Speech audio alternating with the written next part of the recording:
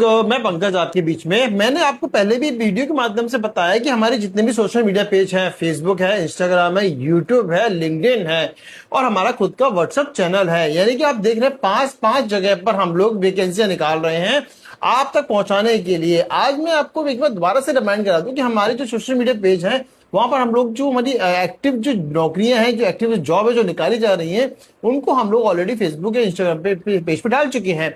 आप अगर जॉब ढूंढ रहे हैं, चाहे छोटी या बड़ी, कोई भी सर्च कर रहा है, मेल फीमेल, तो आज हमारे फेसबुक चैनल या सोशल मीडिया पेज पर जाके आप तुरंत जाके चेक करें और वहां से नौकरियों की इंफॉर्मेशन लें। आप देखिए हमारे चैनल पे हमने कितनी सारी पोस्टर डाली हुई हैं और आपको बारीकी से एक एक कैसे जो पोस्ट डालेंगे, आज ही की पोस्ट हमने सारी डाली हुई हैं और आप एक बार इसको बारीकी से देखेंगे तो पेज पर आज ही चले जाइए, इमीडिएटली अप्लाई करिए, इमीडिएटली इस पे कॉन्टैक्ट नंबर आ रहा है, रिज्यूम फॉरवर्ड करिए, अपना इंटरव्यू करवाइए। मिलते हैं अगली वीडियो में।